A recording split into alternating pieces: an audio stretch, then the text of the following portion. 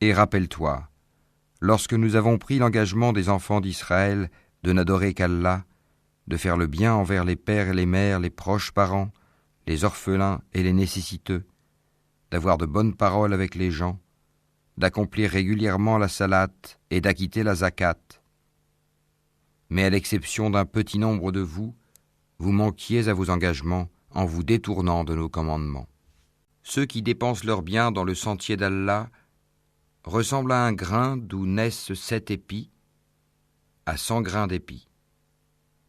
Car Allah multiplie la récompense à qui il veut, et la grâce d'Allah est immense, et il est omniscient.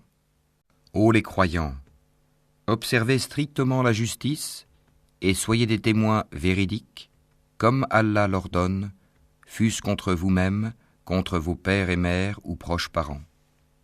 Qu'il s'agisse d'un riche ou d'un besogneux, Allah a priorité sur eux deux, et il est plus connaisseur de leur intérêt que vous. Ne suivez donc pas les passions afin de ne pas dévier de la justice.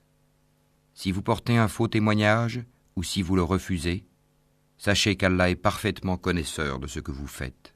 Par la sagesse et la bonne exhortation, appelle les gens au sentier de ton Seigneur et discute avec eux de la meilleure façon, car c'est ton Seigneur qui connaît le mieux celui qui s'égare de son sentier, et c'est lui qui connaît le mieux ceux qui sont bien guidés.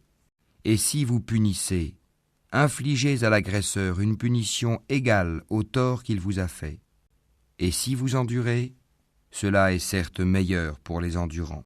Et ne détourne pas ton visage des hommes, et ne foule pas la terre avec arrogance.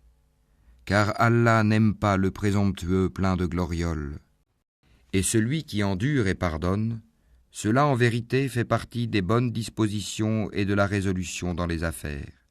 Ô vous qui avez cru, qu'un groupe ne se raille pas d'un autre groupe. Ceux-ci sont peut-être meilleurs qu'eux.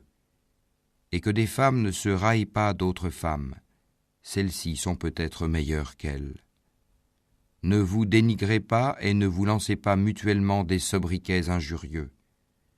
Quel vilain mot que perversion lorsqu'on a déjà la foi.